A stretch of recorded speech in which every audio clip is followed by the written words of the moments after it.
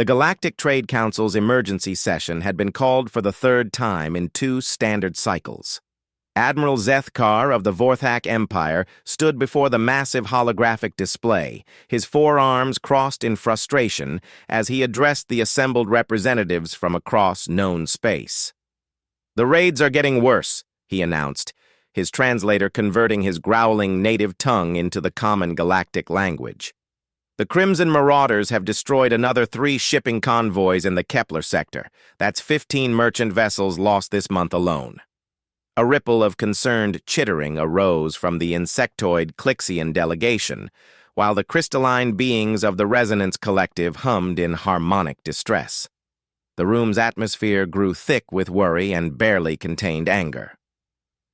Captain Yila of the Meridian Federation leaned forward from her floating chair, her blue skin showing the darker patches that indicated stress. "Our patrol fleets are spread too thin. The Marauders strike fast and disappear before we can respond. They know our patrol routes, our response times, everything. Because they have inside information," rumbled Commander Thane of the Terran Coalition, his voice cutting through the discussion like a blade. The room fell silent as all eyes turned to the human representative. Thane was unremarkable by galactic standards. Average height, bipedal, no visible natural weapons or obvious evolutionary advantages. Most species still wondered how humans had managed to earn a seat on the council. They had appeared in galactic space only 50 years ago, emerging from a small spiral arm that most civilizations had written off as too resource-poor to bother exploring. "You have proof of this accusation?" Admiral Zethkar's mandibles clicked impatiently. "Pattern analysis suggests it," Thane replied calmly. "The Marauders always know exactly when the most valuable shipments are moving, which routes have the lightest security, and when patrol schedules change. Either they're incredibly lucky or someone is feeding them information." The Clixian Queen Voice's antennae twitched. "Even if true, knowledge changes nothing. We still cannot catch them. Their ships are too fast, their weapons too powerful." Thane nodded slowly. "Which is why the Terran Coalition is prepared to offer our assistance." A moment of stunned silence filled the chamber. Then Admiral Zethkar let out what his species considered laughter, a sound like grinding metal. "No offense, Commander Thane, but humanity has been part of galactic civilization for barely 5 decades. Your ships are adequate for patrol duty, but the Crimson Marauders field dreadnought-class vessels with military-grade shielding and weapons. This requires serious firepower." "I understand your concerns," Thane said, his expression remaining neutral. "But we have a vessel that might surprise you." Captain Yila's tentacles curled with interest. "What class of ship are you talking about?" "That's classified," Thane replied. "But if the Council authorizes it, we can position this vessel along the most likely attack vectors. When the Marauders strike next, we'll be ready." The debate that followed lasted hours. The major powers, the Vorthak Empire, Meridian Federation, and Clixian Hive, argued among themselves about territorial rights, command structure, and profit sharing if valuable cargo was recovered. The smaller species representatives tried to be heard over the louder voices of their more powerful neighbors. Through it all, Thane sat quietly, occasionally answering direct questions but mostly observing. He had learned long ago that patience was often humanity's greatest weapon in these political arenas. Let the others exhaust themselves with posturing and grandstanding. Finally, after heated exchanges and several near walkouts, the Council reached a grudging consensus. The human vessel would be allowed to patrol the high-risk sectors, but under strict oversight from a joint task force. They would share all intelligence and tactical data, and any recovered cargo would be distributed according to existing trade agreements. Thane stood and nodded to the assembly. "We accept these conditions. Our ship will be in position within 72 hours. As the council session ended and representatives began filing out, Admiral Zethkar approached the human delegation. "Commander, I hope you understand what you're getting into. The Marauders aren't pirates in the traditional sense. They're a well-organized military force with advanced technology and ruthless leadership. I've seen what they do to crews they capture." "I appreciate the warning, Admiral," Thane replied. "But humans have dealt with ruthless enemies before." The Vorthak officer studied him for a moment, noting the scars on the human's hands and the way he carried himself.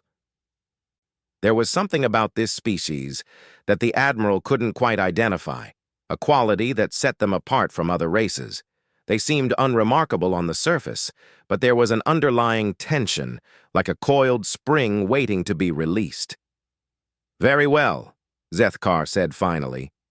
"But when your ship is destroyed and your crew is scattered across space, don't say I didn't warn you." Thane smiled, an expression that somehow didn't reach his eyes.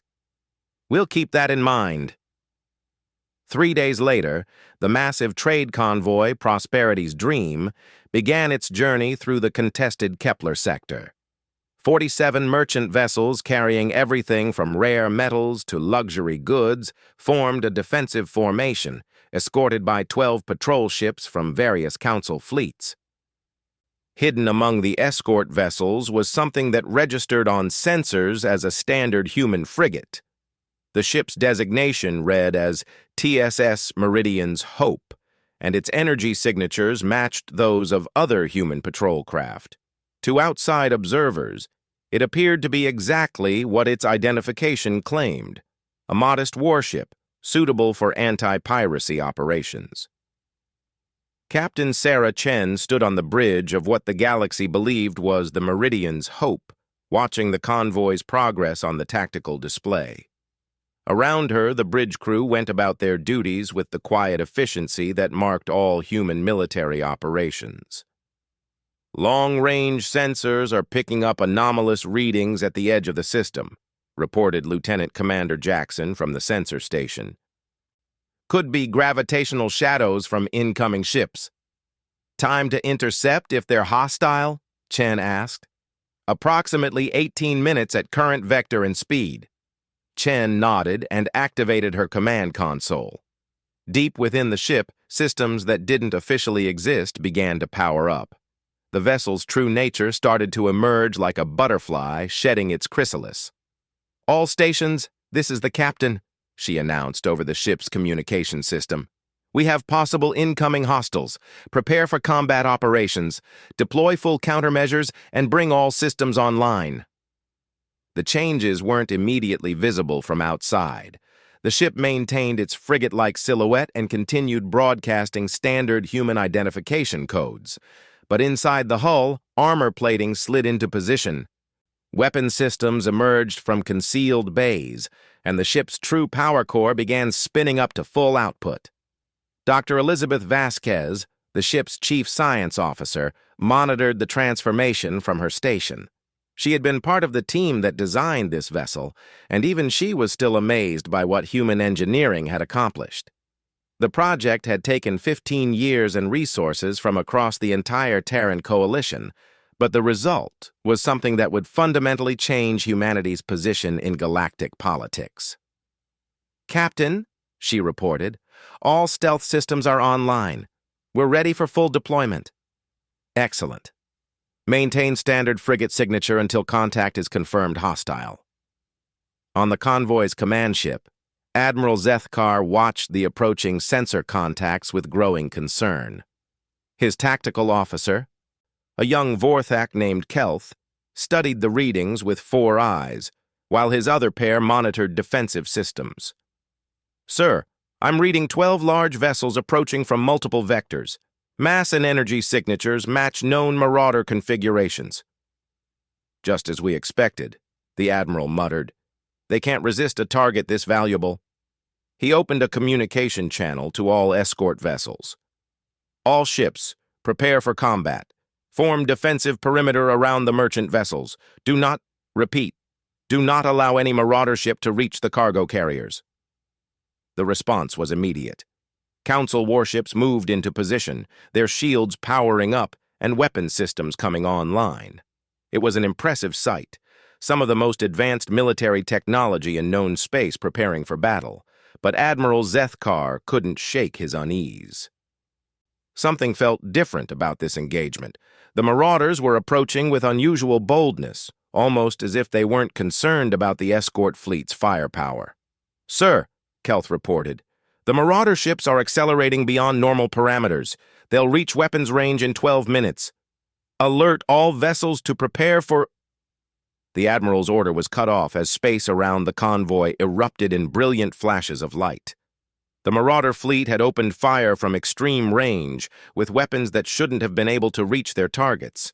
But somehow, streams of coherent energy were tearing through space toward the convoy. "Impossible," breathed the Admiral. "Those weapons have twice the range of anything in their known arsenal."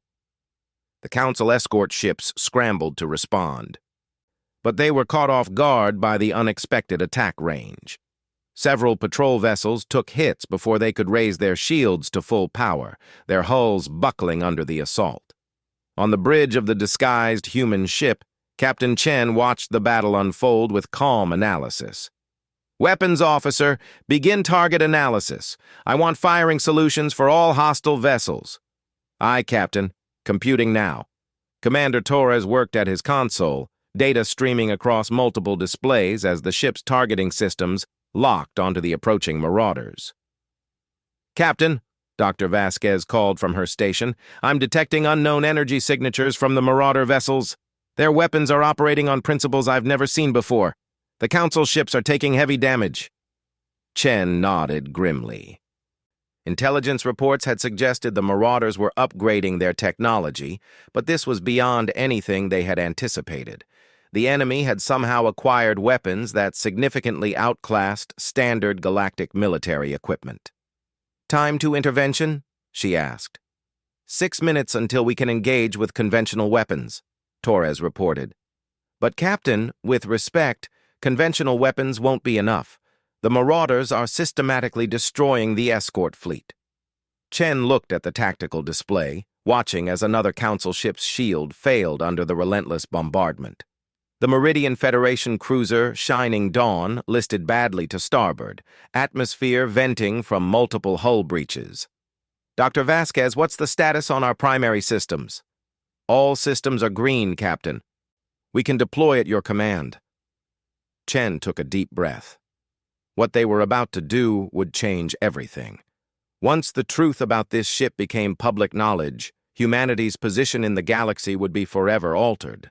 They would no longer be seen as the newcomers, the junior partners in galactic civilization. They would be seen as a threat. But as she watched another Council vessel explode under Marauder fire, Chen realized they had no choice.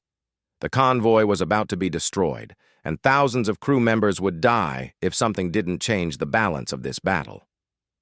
"All hands prepare for full capability deployment," she announced over the ship's communication system. "We are about to reveal our true nature to the galaxy. Make it count." The ship that the universe knew as a simple human frigate began to transform. Hull plating shifted and reconfigured, revealing weapon ports that hadn't been there moments before. The vessel's energy signature spiked as advanced systems came online, systems that operated on principles that most galactic civilizations considered theoretical at best. On every ship in the convoy, sensor operators stared at their instruments in confusion as the readings from the human vessel became increasingly impossible to interpret. Admiral Zethkar's tactical officer turned to him with undisguised shock.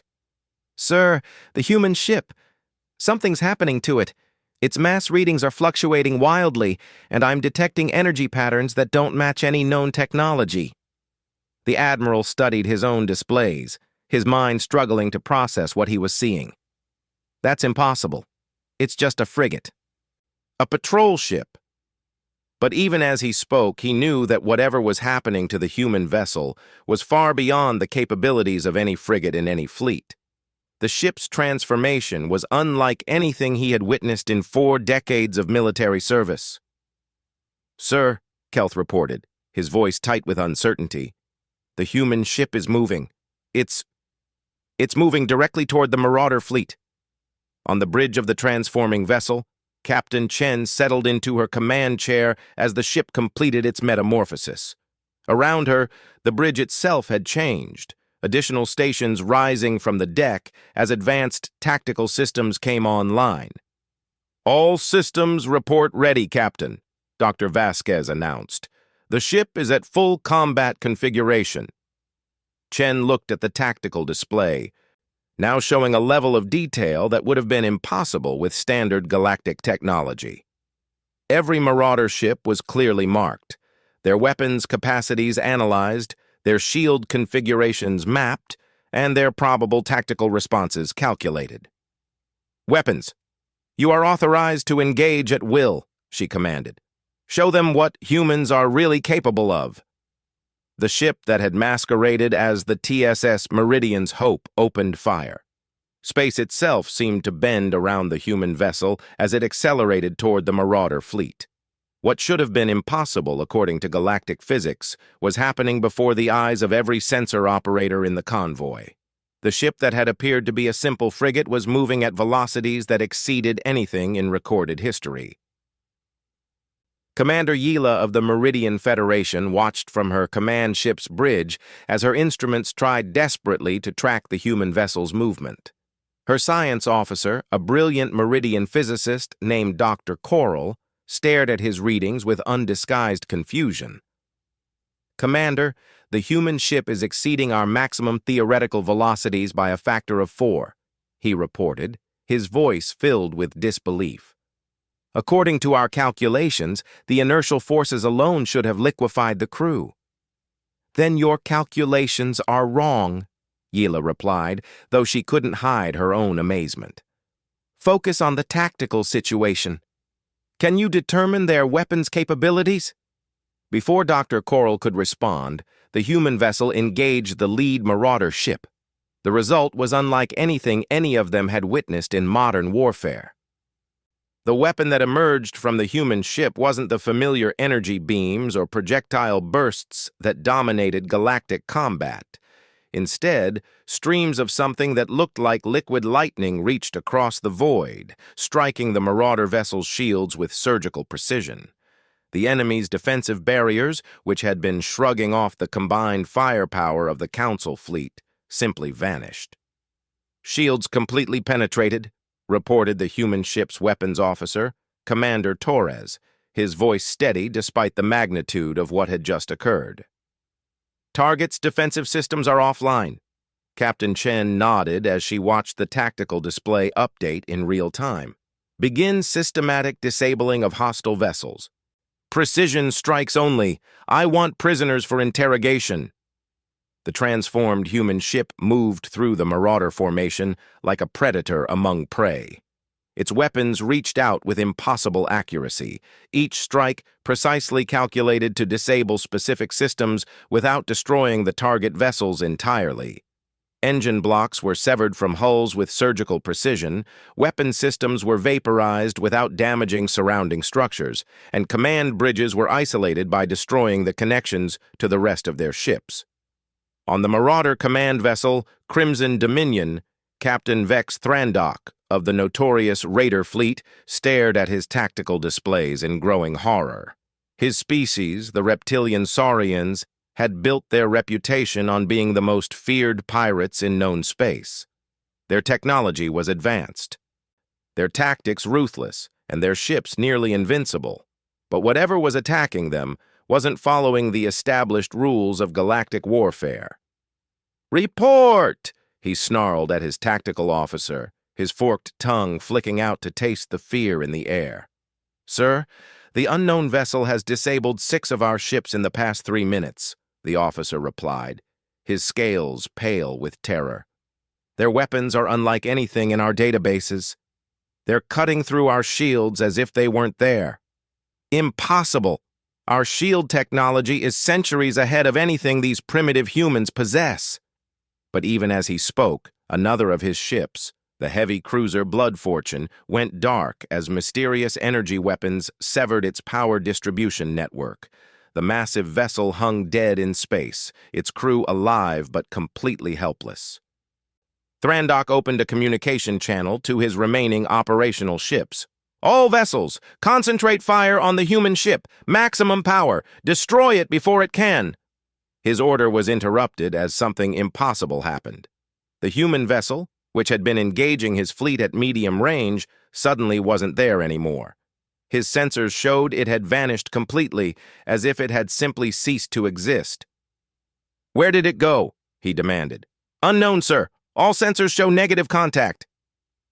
The answer came seconds later as the human ship materialized directly behind the Crimson Dominion, so close that Thrandock could see its hull details on the visual displays. But this was impossible. No ship in galactic space could teleport, and certainly not with such precision. "Sir," his weapons officer reported in a voice tight with panic, "they're targeting our primary reactor." Thrandock felt his blood turn cold. A direct hit to their reactor would vaporize his ship and everyone aboard it. "Emergency power to aft shields! All weapons return fire!" But the human ship's response was something that would be discussed by military strategists for generations to come. Instead of destroying the Crimson Dominion, it fired a single, precisely targeted pulse that somehow passed through the ship's shields without triggering them, penetrated the heavily armored hull without causing any damage, and selectively disabled only the weapon system's power couplings. In seconds, the most feared pirate vessel in the sector was rendered completely harmless while remaining structurally intact. "This is Captain Sarah Chen of the Terran Defense Force," came a voice over the communication system. "Crimson Dominion, you are disabled and surrounded. Surrender immediately, or we will be forced to take more decisive action." The bridge of the Crimson Dominion fell silent, except for the hum of life support systems. Thrandock looked around at his crew, seeing his own shock reflected in their faces. In 40 years of piracy, he had never encountered technology like this. The humans hadn't just defeated his fleet, they had demonstrated capabilities that shouldn't exist. Meanwhile, on every ship in the convoy, crews watched in stunned amazement as the human vessel completed its systematic dismantling of the Marauder fleet. What should have been a desperate battle for survival had become something resembling a training exercise.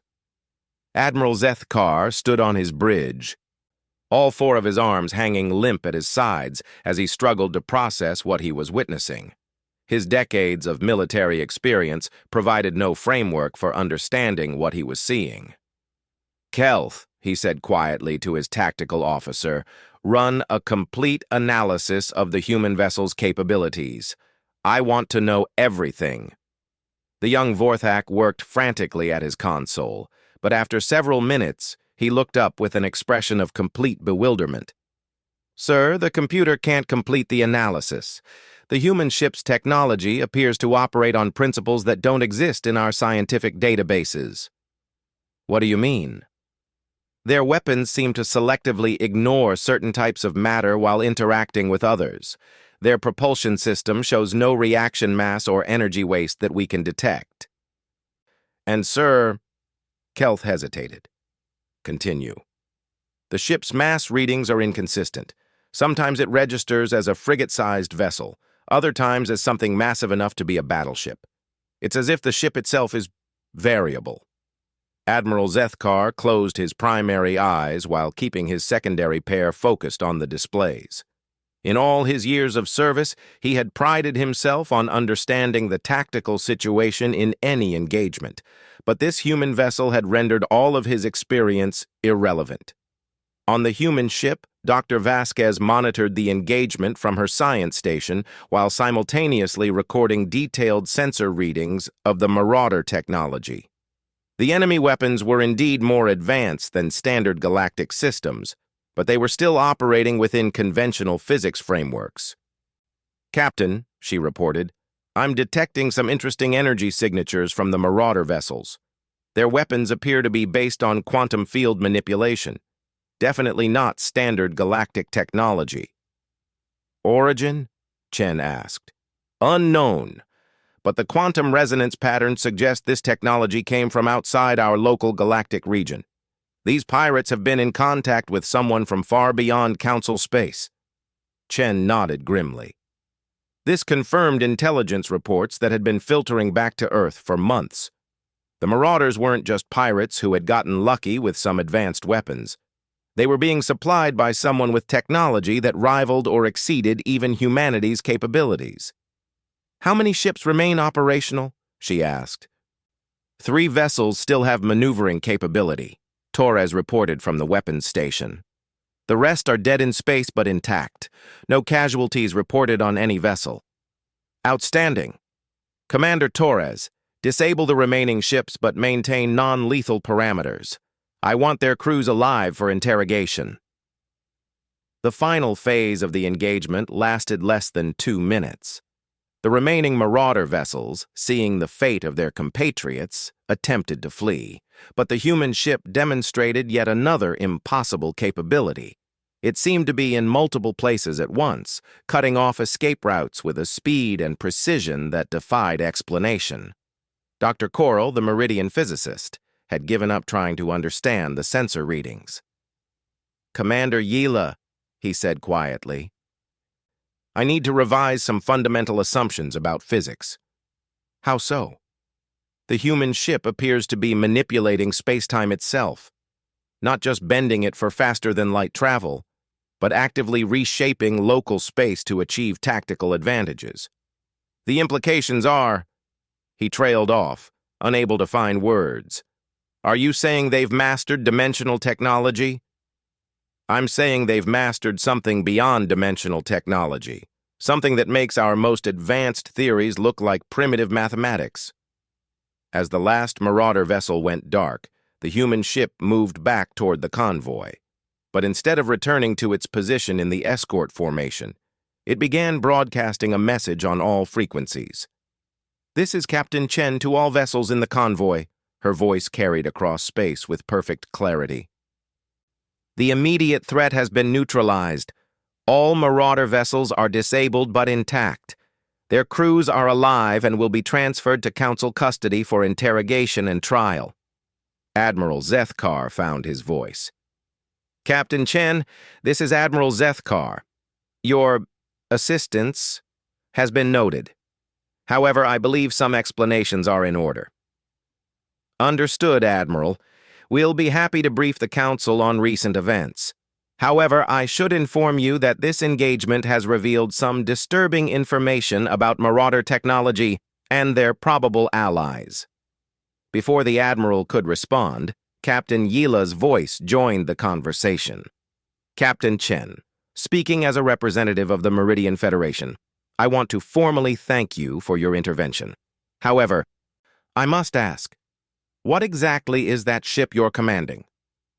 There was a pause before Chen responded, and when she did, her voice carried a tone that sent chills down the spines of everyone listening.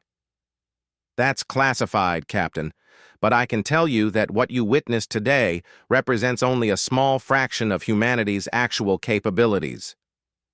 The silence that followed this statement was deafening. Across the convoy, crews stared at their communication systems as the implications of the human captain's words sank in. Commander Thane, who had remained silent throughout the engagement, finally activated his communication system. "Captain Chen, this is Commander Thane. Recommend we initiate Protocol 7. "Concur, Commander. All vessels, please maintain current positions while we conduct preliminary interviews with captured personnel. Admiral Zethkar, I'm transmitting coordinates for a secure meeting location. We have information that affects the security of all Council member species." As the various ships moved into new formations, the crews couldn't help but notice that the human vessel had returned to its previous appearance. A simple frigate indistinguishable from dozens of other patrol ships. But now, they knew the truth. What looked like an ordinary warship was actually something that operated beyond the boundaries of known science. On the bridge of the Crimson Dominion, Captain Thrandock sat in his command chair, his hands bound with energy restraints that his captors had somehow materialized from nothing. A human boarding party had arrived within minutes of his ship's surrender, moving through his vessel with an efficiency that spoke of extensive preparation and training. The human officer in charge, a woman who identified herself as Lieutenant Commander Park, stood before him with a calm professionalism that somehow made her more intimidating than any of the brutal interrogators he had encountered in his criminal career. Captain Thrandock, she said in perfect Saurian, we need to discuss your recent activities and, more importantly, your suppliers. I demand to be transferred to Council custody, Thrandock replied. The Galactic Conventions clearly state. The Galactic Conventions were written before humanity joined the Council, Park interrupted. And they contain several interesting loopholes regarding the treatment of pirates who attack vessels under Terran protection. Thrandock felt his scales tighten with apprehension. There was something about this human that suggested she was far more dangerous than her unremarkable appearance indicated. I don't know what you're talking about, he said. We're independent operators. We don't have suppliers. Park smiled, and somehow the expression was more terrifying than any threat. Captain, your ships are equipped with quantum field manipulation weapons that require materials that don't exist in this galactic region. Your shields operate on principles that most species consider theoretical. Either your people have made some remarkable scientific breakthroughs, or someone has been providing you with technology from very far away. The accuracy of her assessment shocked Thrandock. How could these humans, who had only been in galactic space for 50 years, understand his technology better than the species who had built it? I want to speak to a council representative, he demanded. That can be arranged, Park replied. But first, we're going to have a conversation about the Void Dwellers and their interest in destabilizing galactic trade. Thrandock's blood froze. The name Void Dwellers wasn't known to any galactic civilization. It was the secret designation for his contacts from beyond the Rim, entities who had approached him with advanced technology and very specific instructions about which trade routes to attack. I don't know what you're talking about, he repeated, but his voice lacked conviction. Park leaned forward, her eyes studying him with an intensity that suggested she could see directly into his mind. Captain, humanity has been aware of the Void Dwellers for longer than we've been part of the Council. We know about their infiltration attempts, their technology transfers, and their long-term plans for this galaxy. What we want to know is how deep their influence has spread and what they've promised you in return for your services. The interrogation that followed would later be classified at the highest levels of Council security. But the information extracted from Captain Thrandock and his crew would fundamentally change the galaxy's understanding of the threats they faced and of humanity's true role in galactic civilization. As the convoy resumed its journey through the Kepler sector, escorted by what appeared to be a simple human frigate, word of the engagement spread through subspace communication networks. Within hours, every major power in the galaxy would know that humanity possessed capabilities that dwarfed anything previously imagined. The age of humans as junior partners in galactic civilization was over. The age of humans as the galaxy's protectors was about to begin. The emergency session of the Galactic Security Council convened 6 hours after news of the Kepler sector engagement reached the major homeworlds. Representatives from every member species gathered via quantum communication links, their virtual forms filling the massive chamber on the neutral station of Harmony Point. Fleet Admiral Corvex of the Andromedan hierarchy spoke first, his crystalline body refracting light in patterns that indicated extreme agitation. We demand immediate answers from the human delegation. The footage from the engagement shows technology that fundamentally alters the balance of power in this galaxy. High Chancellor Vrex of the Galactic Federation nodded in agreement, her tentacles writhing with barely controlled anxiety. In 50 years of human membership in this council, they have presented themselves as technologically inferior to established civilizations. This deception calls into question every treaty and agreement we have made with them. Commander Thane sat quietly at the human delegations table, flanked by 2 other Terran representatives who had arrived via emergency transport. Dr. Elena Rodriguez, Earth's leading xenobiologist and diplomatic corps member, and General Marcus Hayes, commanding officer of Terran Deep Space Operations. "The floor recognizes the human delegation," announced the Council's AI moderator. Thane stood slowly, his movements deliberate and calm despite the tension filling the chamber. "Honored representatives, I understand your concerns. What you witnessed in the Kepler sector was indeed a demonstration of capabilities that humanity has kept classified. However, I must stress that this revelation was necessitated by a threat that endangers all our civilizations." "Explain," demanded Admiral Zethkar, who had arrived at Harmony Point 3 hours earlier with complete sensor recordings of the engagement. Dr. Rodriguez activated a holographic display showing star charts of the galaxy's outer rim. "What we're about to share with you has been classified at the highest levels of human government for the past 30 years. We have not been forthcoming about our true capabilities because we were investigating a threat that we hoped to contain without alarming the galactic community." The display zoomed in on a region of space beyond the known galactic boundaries, showing areas marked in red.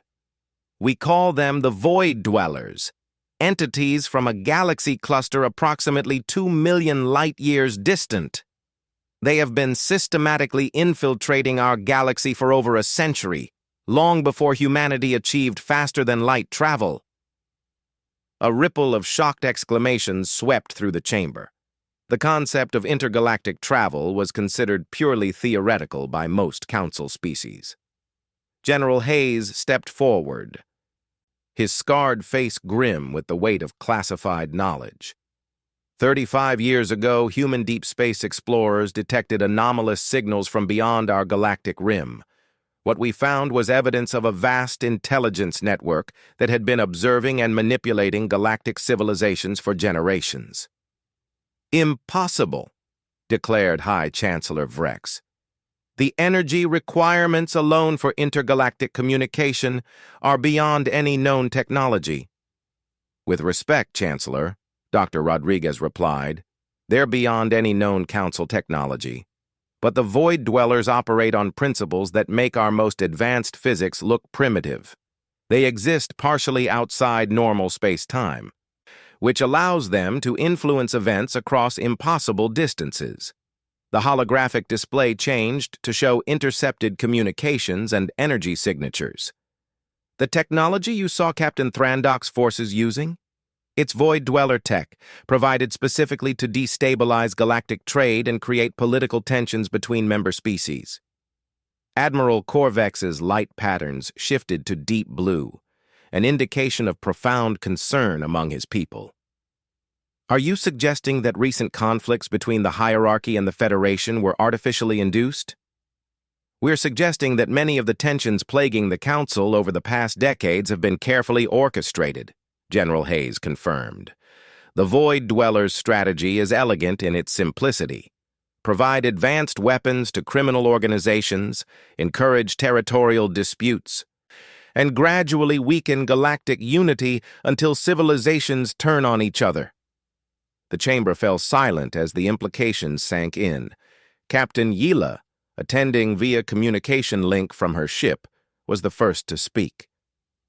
"If this is true, then the recent escalation in pirate activities, the breakdown in trade negotiations between the Clixian Hive and the Meridian Federation, even the territorial disputes in the outer colonies, all part of a coordinated campaign to fragment galactic civilization," Thane confirmed. "The Void Dwellers don't want to conquer our galaxy. They want us to destroy ourselves, leaving behind a collection of weakened, isolated worlds that they can easily control." High Chancellor Vrex's tentacles had gone completely still, a sign of deep thought among her species. "How long have you humans known about this threat?" "Our first confirmed contact with Void Dweller technology occurred 18 years ago," Dr. Rodriguez answered. "Since then, we've been developing countermeasures and trying to track their infiltration networks. The ship you witnessed in the Kepler sector is one result of that development program." "Why keep this secret?" demanded Fleet Admiral Korvex. "The Council has the right to know about threats to galactic security." General Hayes exchanged a look with his colleagues before answering. Because 17 years ago we tried to share our findings with the Council. The response was disappointing. The display changed to show archived Council session records. We presented evidence of Void Dweller infiltration to the Security Committee. We were told that our claims were impossible, that we were suffering from paranoid delusions brought on by our species' primitive fear responses, and that we should focus on more practical concerns. Admiral Zethkar, who had been present at those sessions, shifted uncomfortably. The evidence you presented was incomplete, because we had incomplete understanding of the threat at that time, Thane admitted. But the dismissal convinced us that humanity would need to develop independent capabilities to deal with this situation. So you built a secret fleet of impossible warships, Chancellor Vreck stated. We built what we needed to protect our people and, by extension, all galactic civilizations, General Hayes corrected. The vessel you saw is not unique. Humanity currently operates 37 ships based on recovered and reverse-engineered Void Dweller technology. The number sent another wave of shock through the chamber. 37 ships with the capabilities demonstrated in the Kepler sector would be enough to dominate any conventional fleet in the galaxy. Dr. Rodriguez stepped forward again. Which brings us to why we're revealing this now. Our analysis of captured Marauder technology shows that the Void Dwellers are accelerating their timeline. They're providing increasingly advanced weapons to criminal organizations and hostile factions. We believe they're preparing for a final destabilization campaign. The holographic display showed projected conflict scenarios based on current trends. If current patterns continue, the Council will face multiple simultaneous crises within the next 2 years. Trade wars will escalate into shooting conflicts, territorial disputes will become full-scale invasions, and criminal organizations will possess technology capable of threatening planetary populations. High Chancellor Vrex studied the projections with growing alarm. What are you proposing? Full disclosure and cooperation, Thane replied. Humanity is prepared to share our anti-Void Dweller technology with all Council members. We're also prepared to integrate our defense capabilities with existing Council fleets. But this will require unprecedented cooperation and trust between all member species. Fleet Admiral Corvex's light patterns had shifted to deep violet. Curiosity mixed with wariness. What guarantee do we have that humanity won't use these capabilities to dominate the Council? General Hayes smiled grimly. If we wanted to dominate the Council, Admiral, we could have done so at any time in the past 15 years. We chose to remain hidden because domination was never our goal. Protection was. Besides, Dr. Rodriguez added, the Void Dwellers represent a threat that no single species can face alone. They've been planning this infiltration for centuries. Their technology operates on principles that required us to completely reimagine our understanding of physics. We need every resource, every brilliant mind, every unique perspective that the Council can provide. The debate that followed lasted 18 hours. Representatives argued about verification protocols, technology sharing agreements, command structures, and oversight mechanisms. Some species demanded immediate access to human technology, while others insisted on independent verification of the Void Dweller threat.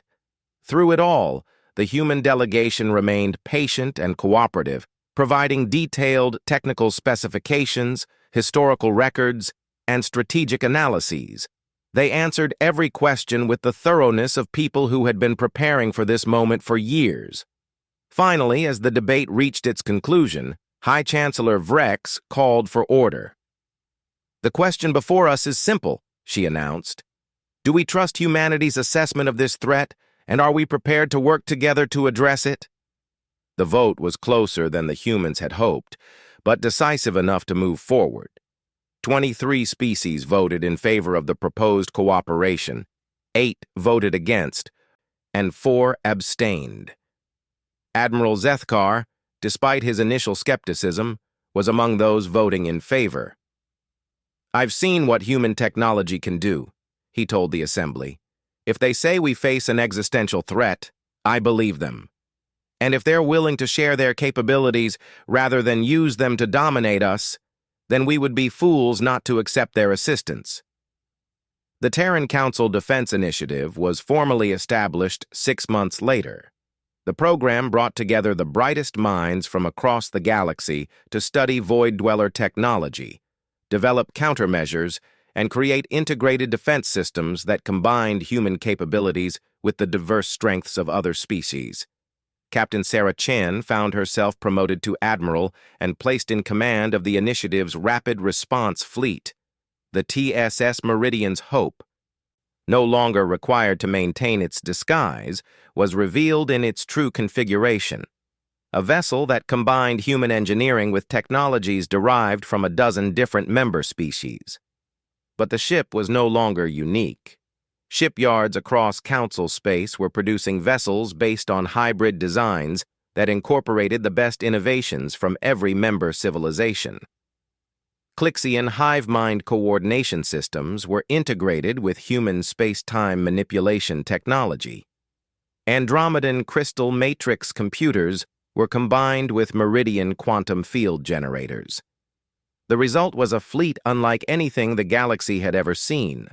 Ships that operated on principles that made even the advanced Void Dweller technology seem outdated. Dr. Vasquez, now serving as the initiative's chief science officer, often marveled at how quickly the various species had adapted to cooperation. "It's remarkable," she told Chen during one of their regular briefings. "When species work together instead of competing, the rate of innovation increases exponentially." "It's what humanity always hoped would happen," Chen replied. "We just needed a crisis significant enough to overcome political differences." The first major test of the new alliance came 8 months after the Kepler sector engagement. Long-range sensors detected a massive Void Dweller fleet entering the galaxy at coordinates that would bring them into direct conflict with the heavily populated Centauri trade zone.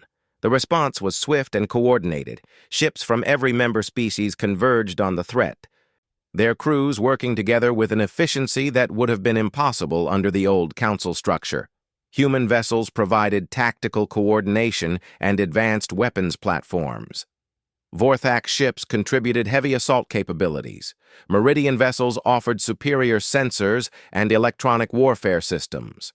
The battle that followed became known as the Liberation of Centauri, an engagement where galactic civilization finally struck back against the entities that had been manipulating them for centuries. The Void Dweller fleet, expecting to face divided and technologically inferior opponents, instead encountered a unified force that had learned to use their own advanced techniques against them. When the smoke cleared, the galaxy had its first complete victory against the intergalactic threat. More importantly, they had proven that cooperation between species could achieve what no single civilization could accomplish alone. Admiral Chen stood on the bridge of her flagship 6 months later, watching as the newest class of Alliance vessels conducted training exercises in the outer Kepler sector.